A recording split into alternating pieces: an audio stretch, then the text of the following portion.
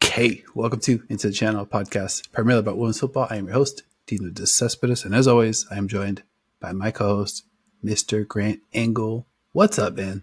I'm feeling fantastic, buddy. You know what? This might be, I know this is Into the Channel. We might rename this podcast The World's Two Sleepiest Boys, but we're still here for the football, and I'm happy to do it.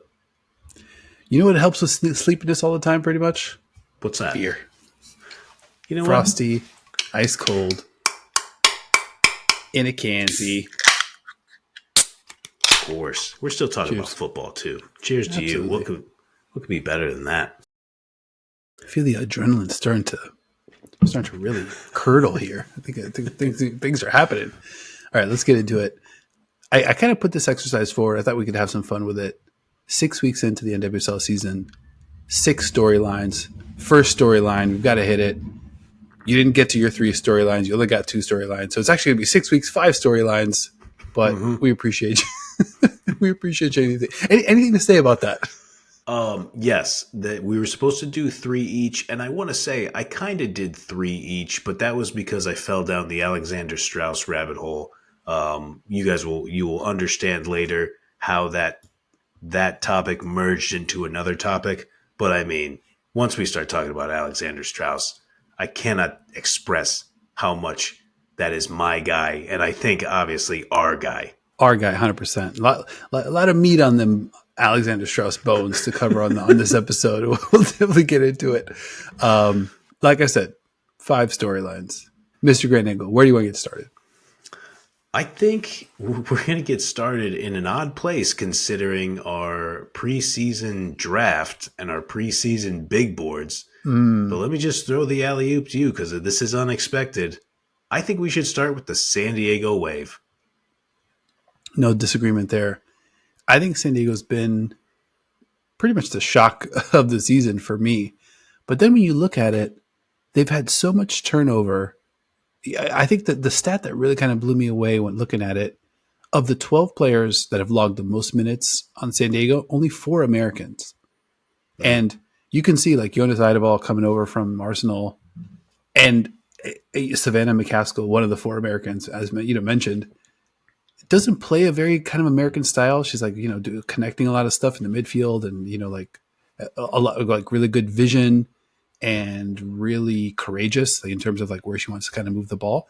I think it's like secretly been a good fit of like international players, European players, new coach. And has it been enough to sort of like shuffle the deck and shake things up so that, the personnel problem or the dark clouds from last season maybe have dissipated a little bit. And these players are just kind of here and they're ready to just play some ball. I think it's a real thing. And I think I'm glad you point out Savannah McCaskill specifically because you and I have talked about her last year, especially. She had some good moments, but there were a lot of really rough moments out there too, where it was just like, like sometimes it felt like she was really kind of killing them. And no disrespect to her, but she was just having a rough go of it for some prolonged periods and matches. But yeah, I mean, she's number 1 in the league in progressive passes, 44, pretty solid. And like you said, acting as that connector. And she's always kind of going to bring that high motor, run your ass over type of ball chasing from time to time, even if at times it could be a bit reckless. Yeah, 100%. And yeah, you mentioned those progressive passes. A lot of those are going upfield where Delphine Cascarino, 6th in the league this season with 40 progressive passes received. So she's way up there, just basically giving McCaskill and Ken Sadali a really good target to kind of hit. And then when it comes to finishing, this team, a lot like KC last year, 9 different goal scorers in 6 matches. That's definitely not nothing. 2 goals each for Cascarino and Gia Corley. You can add to that Perla Maroney and Trinity Armstrong. No goals for either of those 2, but each of them have notched an assist. And then there's just something about what the Wave are doing. You look at their XG 6.0 on the season. That's good for 11th in the league. You look at their real G. They've got 12 goals, good for 2nd in the league. And they're +4, sitting in 5th place. Just 1 point behind Gotham with a game in hand. I mean, this team is probably tracking towards the playoffs. I mean, I'm surprised, but I feel comfortable, making that proclamation. Yeah, I mean, I wouldn't be totally surprised. I mean, I would like to, and I got to think about doing this. So I'm thinking, all right, new exercise. Obviously, this is six weeks in, five storylines. Even though two teams, Portland Thorns and Gotham FC, have played seven matches each. So like, the numbers are all Hmm. over the place. The numbers don't matter so much. I think I'm going to start screenshotting the table after like certain points, or maybe just after every week, and just keep a file on it. Surely somebody else already does this, or there's an easier way to do it, but I don't know. I'll do it manually at first. But I'd be curious, like what the table looked like last year around this time. Obviously, Orlando, Kansas City were up top. I think the Bats had a relatively slow start last year, but you know, I think the Wave are trending toward the playoffs, but I don't know. It's also a long season, man. So it'll be interesting to see. They might end up in a dogfight if like Bay FC and other teams kind of start to pick it up. I just like their players in the attack. Mm, Whether it's like Sanchez or Dali or Cascarino, Corley has been great. yeah, They're bringing on these young players. They're trying to bring them along pretty quickly. Barcenas, Ascanio, and I'm blanking on the third 17-year-old Trinity Armstrong, who mm, actually Armstrong was rated as their top player for the season on FOTMob according to the cumulative ratings on the season. So 17 years old, wow, just crushing for the San Diego Wave side. And then you've got players like Adriana Leon, who they added, Chiamaka yeah, Okwuchukwu, 19-year-old Nigerian, who's already got a goal in just 144 minutes. So the offense is coming from a lot of different places. And I don't know. We'll see. Like it's not quite new manager bounce, but there is a little bit of new manager, sure, new flavor, new tactics. When will the league? When can the league? Will the league be able to catch up to what Adeball is doing with this set of attackers? But I mean, I think assuming or considering the expectations coming into the season, I think if you're a Wave fan, if you're part of that club, probably gotta be pretty hopeful for things to come here. yeah, no doubt. I do want to issue a correction earlier. I just called them the San Diego Wave. Pardon me, San Diego Wave FC. Pardon me. That was a mistake on my part. Let me just correct that. Correct the record. I think you're right, and I like you calling them like the attacking set of players. I know. I think the announcer pointed it out a couple weeks ago when they beat the crap out of Racing Louisville that they just had a ton of it. They had like six attackers on the field at once, Mm-hmm. and I gotta say, a decent move by Adevall in this league. Yeah, and I think they've got a piece of the recipe that helps them unlock that. So you look Mm, at their medium range passes between 15 and 30 yards. This stat, according to courtesy of FB Ref, they're mm. first in the league completing those medium range passes. 15 to 30 yards. That's not nothing. That's a Yeah. big chunk of the field. They're completing 89.2% of those passes. So when you All think right. about being able to move the ball quickly across the pitch, upfield, maybe back to reset. When you're able to connect that many passes at that clip and cover that much ground, it really kind of frees things up. And then when you've got attackers who can finish, I mean that's a pretty decent formula. So I'm definitely excited to see what they're able to put forward. I do want to shift gears though. That's one storyline I think they're going to be tracking over the next few weeks. The Oh yeah. second one, Kansas City Current and their manager, their much ballyhooed manager. What are you going to be tracking with regards to what's going on at Casey? Vlatko Andonovski is ballyhooed. He's a lot of things depending on who you ask, I guess. I'll just say, feels like Vlatko could use a trophy after that U.S. Women's National Team stint. Mm, Um, U.S. Women's National Team legend Kelly O'Hara said the following on the Sports Are Fun podcast in relation to Vlatko. And this isn't going to be breaking news to everybody. This thing pretty much lit Woso Blue Sky on fire like right away. But for anybody who missed it, or just to recap, O'Hara said, quote, I don't feel like I learned anything new from Vlatko. Actually, post having him as a coach, I was like, wow, is that on me? Did I stop learning? Or did he not coach me or teach me something? She wow. went on to say, quote, I had conversations with other players about it, and they were like, no, no, no, that was on him. End quote.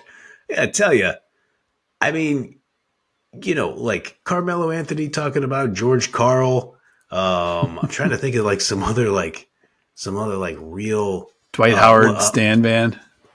Shaq calling Stan Van a master of panic, I believe it was. Just an amazing turn of phrase by the big cactus. I just, I just like you just don't hear players set their coaches on fire like that very often. And I gotta tell you, if you're Vlatko, that can't feel great. But the other thing I'll posit is he shouldn't say anything in response to that. He shouldn't say anything substantive because he is in an absolute no-win situation there. It's funny because, like, we usually think about a toxic work culture where the management is, misbehaving with regard to, the team that they're supposed to be managing and trying to elevate. This is almost the opposite. It's like the players definitely hold more power than a Yeah. Vlatko, for sure. I mean, you can maybe make the case Emma Hayes is, nah, you can't even really make the case. I mean, Trinity and Sophie Smith and they definitely hold more sway than the manager here. So it is a weird power dynamic, and yeah, just a rough go for Vlatko. I do have to feel like it wasn't necessarily just Vlatko. It does feel like Yeah. it was like really having to do with the ecosystem, the culture within the building, and the dynamics more so than, okay, this guy's just a bum, because he clearly has something going on here in KC. Looks like it. I mean, 5 wins, 0 draws, 1 loss, plus 10 goal differential, top of the table. They Mm-hmm. were they were fantastic last year. Lost in the semifinal to your Orlando Pride, the double winners. Yeah, I think if you're Vlatko, you could probably come out and make all kinds of statements of, okay, well, I got Megan Rapinoe at the very end of or past her prime. I had Alex Morgan at the end of her past her prime. I had Julie Ertz, who was one of the greatest number sixes in the history of our program. I had to play her at center back because she was past her prime. I had Alyssa Thompson when she was 16. Like, he could go out and say all those things. And if he went out in the media and said all of those things, everybody would say, you're an asshole and you should have won with the U.S. women's national team. And I got to say, too, when me and you were watching that tournament or just watching the U.S. women's national team in general, and he was making some decisions, we didn't like him. And I don't think he necessarily did that great of a job. I thought there were a couple moments, I think in the match against Sweden, when he brings on Christy Mewis, he brought her on like at the 120th minute, like not even really being warm, no opportunity to touch the ball, to be like, hey, Christy, you got to go out there and take a penalty kick. Get out there 29 seconds before they blow the whistle. Like, he made some baffling decisions.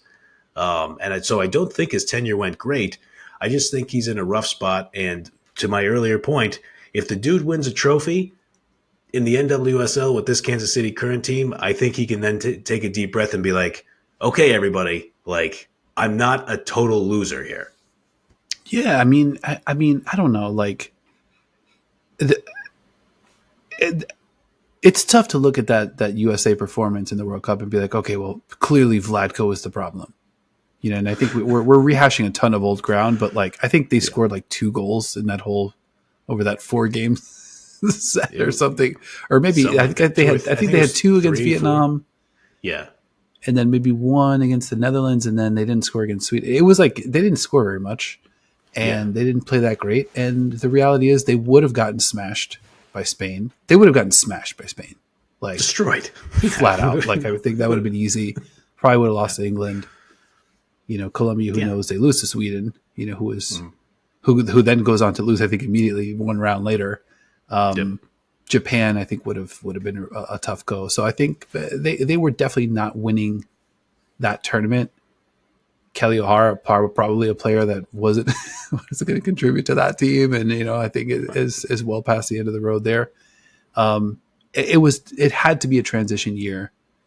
Yeah. Vlatko kind of oversaw that transition. The transition showed very poorly on the pitch, and unfortunately, he was the fall guy. There was some money to whip up a quick doc and make sure that there was somebody that the piano could fall on, and just that was so happened to be Vlatko. Yeah, man. I mean, and don't get us wrong here.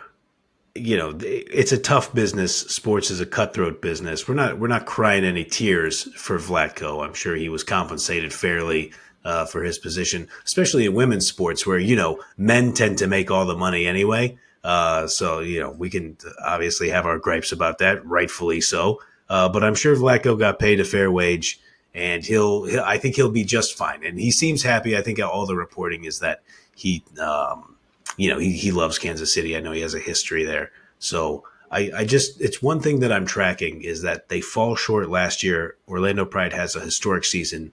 They lose that match like right before the Olympics at home to Orlando. So it kind of took them out of Shield contention, or it made winning the Shield very difficult, especially when the other team doesn't lose.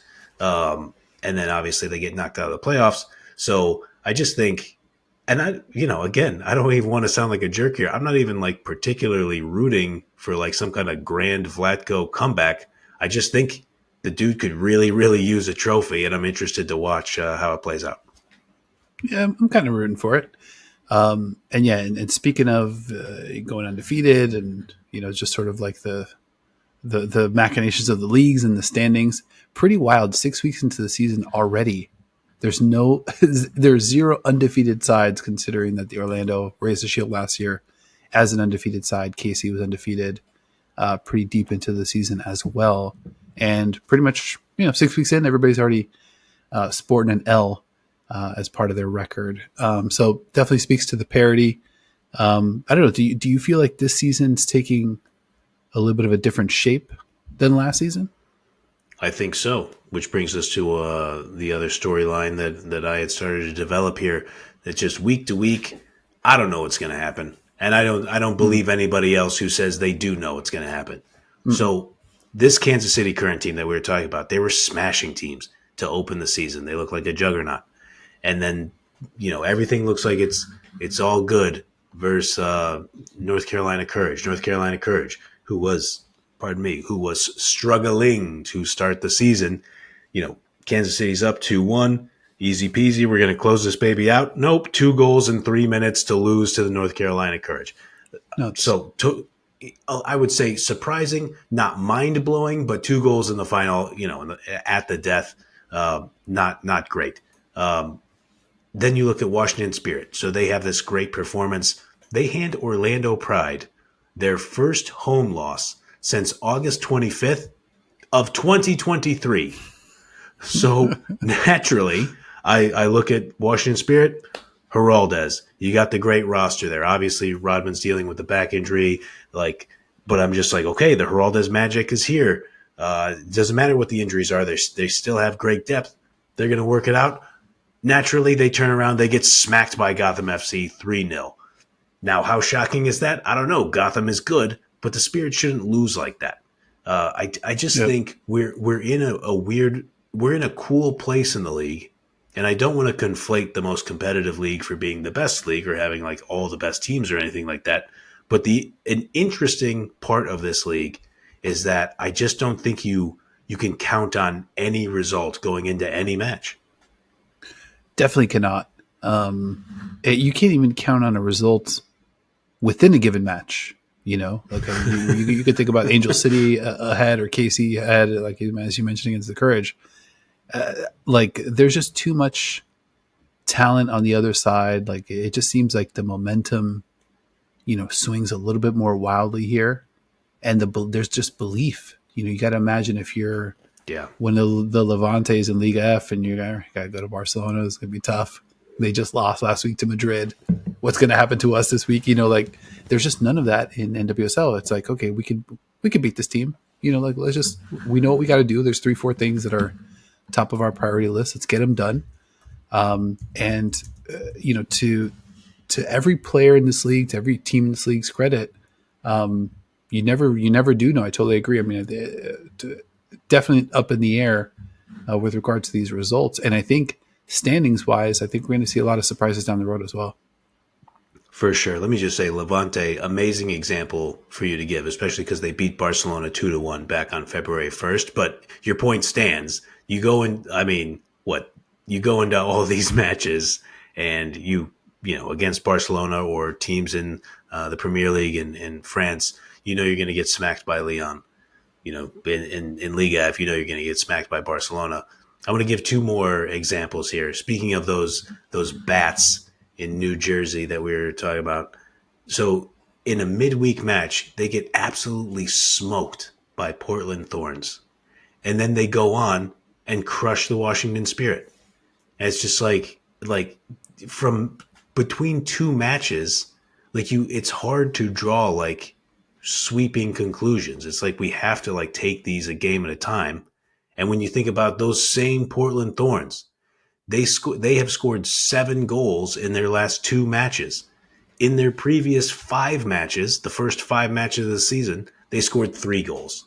So it's just like, and you think about Portland last year, they were having these like wild swings, these like wild runs. Gotham had a little bit of the same. Now when Gotham got good, they had a pretty extended run once they picked up on Katrinberger, and kind of put it together. But, I think one of the interesting parts of the league, well, probably, aside from all the great superstars, maybe the most fascinating part of the league is you sit down and anything can happen, truly. I know it's a cliche in sports, but any of these teams has a chance to win any given day. Yeah, no, I think it definitely makes the league special for sure. Where do you think? It's interesting, and you mentioned the cliche. The cliche that I was kind of thinking about is more having to do with like the chemistry mattering, because we talked a little bit coming into the season. A couple teams in particular, Houston Dash, Utah Royals. We're like, okay, these two teams are pretty exciting. There's some interesting stuff happening. Some players that we like, some managers that we like. But then on the pitch, there really is no chemistry. They're not really able to make these connections. And for whatever reason, we'll look at some other stats, but I mentioned that San Diego medium range passing stat. That's a 6 stat. 90% of your medium range passes, just to be able to connect on it. That's chemistry. Awesome. That's kind of knowing what's happening, knowing what to expect. And then you look at these other two teams I mentioned, Utah and Houston. There's really a lot more unpredictability. There doesn't seem like there's like flow. They're not able to string together multiple passes. The offense just kind of stalls out. So it's the belief, but also like how quickly in a season can a team develop, these link ups and this sort of like intuition about what's available and who's going to be where, and how can we like sort of like be, almost mentally string together 2, 3, 4 passes before it happens, and then be able to make it happen as a collective. Oh, it's a great question. And I love that stat, by the way. It was a phenomenal stat, talking about San Diego. I wonder, like, if you put it together 10 games in, you still have 16 more matches to be played, right? Like, so, I mean, you could make a huge run or a huge playoff push, toward that, like, back half plus, like, 60% of the season or whatever it is. So I'm not sure what the magic number is, but I do know, there's still time. I mean, even if, let's say you figure it out 13 matches into the season and you still have half the year left, that's a lot of available points. That's, let me do the math on the fly. That's 36 available points to you that you could possibly win. So, if what happens if you get on a heater and you scoop up 27 of those points or something, you might find yourself in the playoffs. Yep, absolutely. Yeah, I think I want to talk about one of those teams too that is maybe on that track, or maybe at least on the bubble. Angel City. So this is a team that we're not super duper excited to come into the season, but start to get a little bit more into it. So they're tied on 8 points in the 7th and 8th and 9th spots with Seattle and Bay FC. Angel City's got a -2 goal differential. They're 2 wins, 2 draws, 2 losses on the season. 9 goals for, 11 against, so they're -2. Alyssa Thompson, Riley Tiernan, 3 goals each for them. Kennedy Fuller, the 18-year-old. Happy belated birthday, Kennedy. Leads the team in assists. She's got 3. And the thing that I think we're going to be thinking about, obviously, April 17th, the big news, Alexander Strauss gets named the manager. This team was -13 last year, goal differential. -2 this year in goal differential through 6. And this is a team that loves to drop points. do we think? Well, what do we think about Alexander Strauss? The fit, culturally, we know this team can score and can be in games. They seem to always be in games. Is this a team that is a manager away, maybe, or is it a little bit of a mirage in terms of like what we've seen so far for Angel City? You think? Well, I'll be very interested to see it. I mean, I guess it depends on what kind of manager. If the question is, are they a manager away? Well, let me just make sure I check Alexander Strauss birthplace, Bergen, Norway. Maybe they are Mm, a manager away. If he's born in beautiful Bergen, come on now. Our guy, 49 years old, former coach of Sandviken, which later became SK Braun, our beloved SK Braun. So Strauss managed Sandviken, and I think I've heard Sandviken or Sandviken, somewhere in there. Please, obviously, our pals from Norway will correct me, make sure they get me right on this. So he coached Sandviken in Top Syrian, and they win the title in 2021. And then they change the name, and they become the mighty SK Braun in 2022. Wins the title again in Top let's Syrian. go. So I don't know if that counts as winning the league with two different teams. Certainly sounds like it if we're looking at the names. So that's a great accomplishment. But in between, like his first stint at Sandviken, he then coached Norway's U23s from 2018 to 2020. And some of this data was a little tricky to find, but at least from some of my research, again, our pals in Bergen will let us know, it looked like he coached the likes of Merit Bratberg Lund, formerly of Brann, now at Benfica, Nora Edeli, currently at Brann, and Olag Tvedkin, our old pal who Let's played more than go. 500 minutes in the Champions League group stage for Vålerenga this year. So he has two top Syrian titles. They won. They made a cup appearance, a cup final appearance in Norway. And then he goes on to Bayern Munich, a little football club, little fledgling football club out in Germany. And what does he do there? Wins 3 consecutive Frauen Bundesliga titles, and then wins the 2024 DFB Super Cup. So you gotta love the dude's pedigree. I mean, I immediately fall down the rabbit hole when I was looking at the Sandviken neighborhood. I believe it's known as the Venice of the North, which is just fantastic. A lot of beautiful fjords around there. I mean, just the photos Love of a this fjord. place. Love a fjord. Like the photos of this place are absolutely gorgeous. I'm like looking into, can I do the Bergen Voss cycling trip? That's like 100 miles. I want to say like 150 kilometers, however the math works out on that.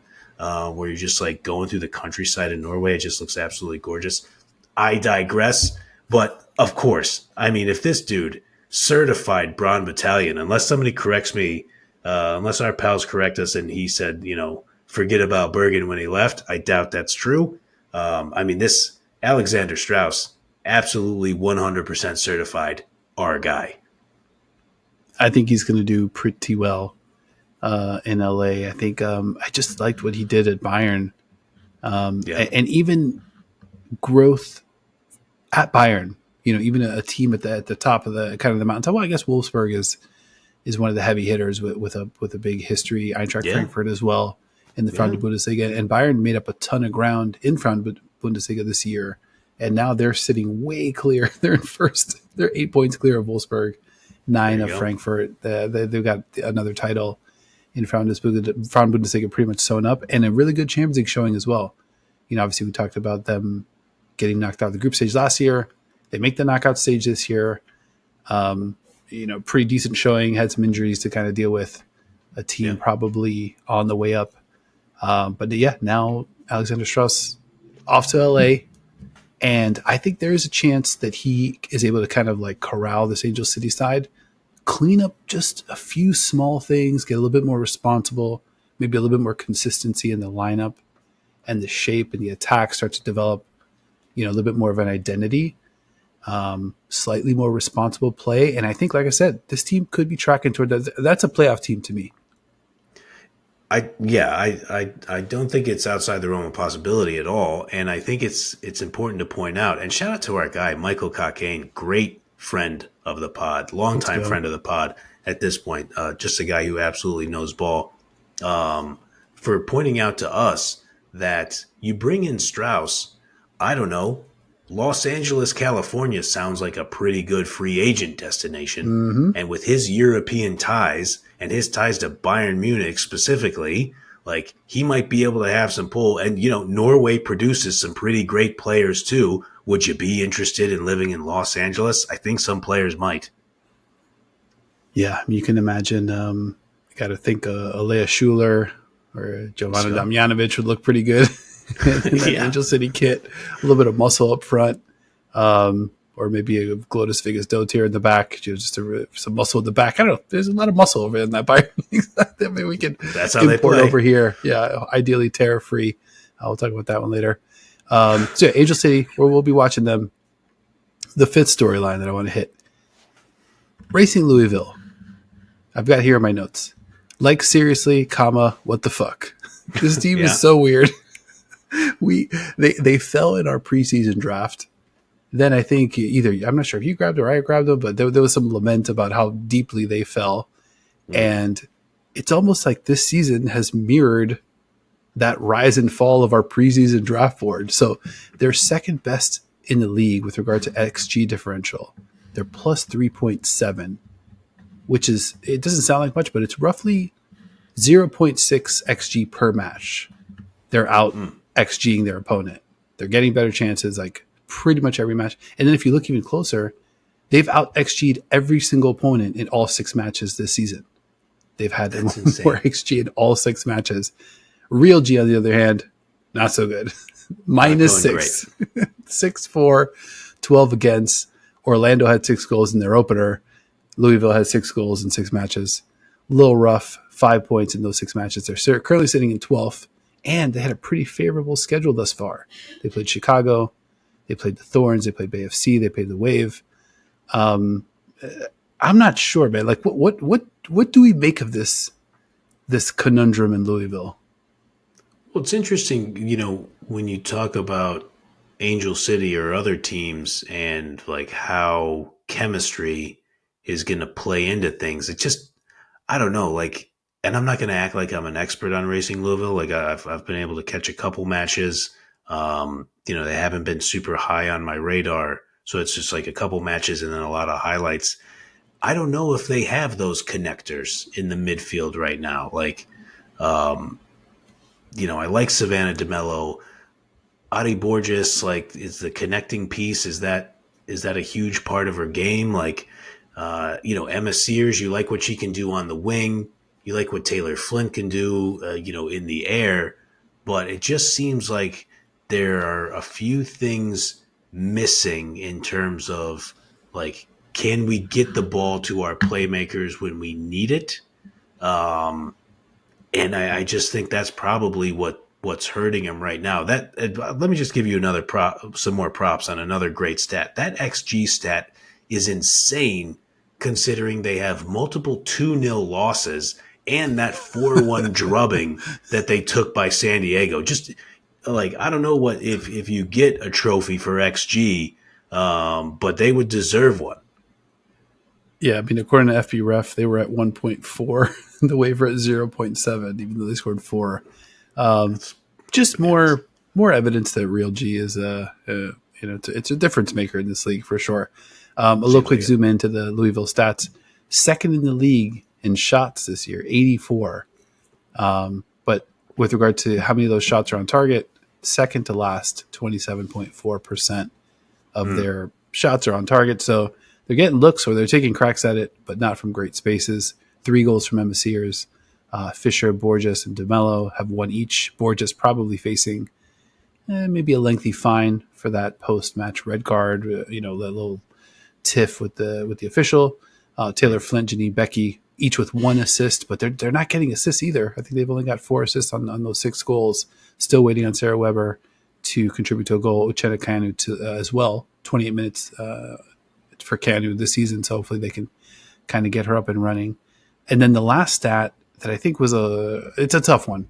I like looking at passing. I like kind of equating passing to chemistry. Louisville's dead last in the league in pass completion. All passes 68%. That's that means you're just getting Yikes. smacked around. That's tough. That's two passes completed for everyone incompleted. So you're not able to string together very much when you're at 68. And that medium range pass that I mentioned, where the Wave are at 89%. Basically, the entire league is between 80 and 89, except for Louisville, who's sitting at 74. So they're way behind in that medium. They're just not able to string anything together, and the results are kind of showing it.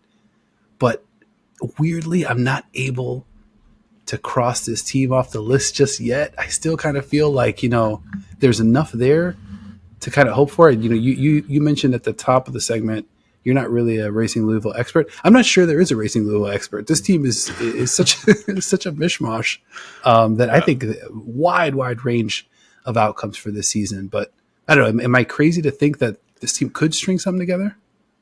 No, I don't think so. I mean, they have good players, man. I mean, like we've talked a lot about, Emma Sears, Borges, DeMello. We'll see like you said, we'll see what the Borges suspension looks like in terms of length. I'm not sure if that's been. I know she's out for the next game with a suspension. I don't know how lengthy it is. I didn't see anything today. I looked today. Didn't see anything. Yeah, so I mean that'll be interesting to see. But no, I'm with you. I don't think they're out of it because you have to trust. There's a decent level of talent there. I'm glad you come out with some more banger stats because I said it felt like they aren't able to connect, and from those passing stats, it seems like they are having a hell of a time connecting. So it looks, the numbers bear out how it looks, it would seem. But Exactly. I just don't think. I think you're right. It's still too early in this league. It's too early to count out any of these teams, except maybe Utah or Chicago. Well, Chicago, maybe there's we'll see what they do at manager. I think Amy Rodriguez is still available. If they want to kind of make a move there. Manager, but yeah, you got to be able to put some passes together. And you mentioned Taylor Flint, DeMello, Emma Sears. This is a team that I think could be explosive, could hang 3 goals or 4 goals on you on their best day. But the problem is, I think on their worst day, they might get fried. The very bottom. They're at the very bottom of this league. Let's take a look at the episode calendar this weekend in the NWSL Match Week 7. Another loaded slate. Friday night, Houston. They'll host Racing Louisville, the aforementioned Racing Louisville. Washington Spirit will host Angel City. Your Seattle Reign will host the KC Current. How are things tracking? You going to be in the building for that one? I'll absolutely be in the building for that. Let's one. go. Now, Michelle Cooper out. Nichelle Prince out for Kansas City Current. Temwa Chawinga, according to the league's availability report, questionable. So I don't know what that's going to look like. Jess Fishlock will be out for the Reign, and so will Coco Mondesir. So now they've been, obviously Reign's been operating without Fishlock for a few weeks now. I'm not sure what I think Mondesir has like. I can't. I won't try to remember it off the top of my head. But Mondesir, she took a knock a couple weeks ago, so it'll be interesting to see what this is going to look like. Obviously waiting with bated breath to see if Chawinga plays, but either way, tall challenge for Seattle Reign at home. Yeah, absolutely. Yeah, you mentioned those personal changes. Bia also back for KC potentially. She logged 20 minutes against the Courage, so we'll see if Bia's back in the lineup as well. Saturday, Portland hosts my Orlando Pride, and the Utah Royals host the Courage. Sunday, a couple more. Gotham FC hosts Chicago, and the San Diego Wave FC host Bay FC. There we go. That one going down Sunday evening, 5 p.m. Pacific. If you need to know the time of Easter, just figure it out yourself. This is a PT show going forward here. We'll also have some more Champions League coverage coming your way between now and the final. Oh, maybe a special guest that agreed to join the show. We'll keep you posted on that. Hopefully, we'll announce that coming up soon here. So make sure you're following us on socials. Anything else you want to hit, Mr. Grand Angle, before we get out of here? I think we've done it, man. I mean, in this lull between the Champions League semifinal and the final, we're going to get plenty of NWSL to chew on. Obviously, the WSL has been decided.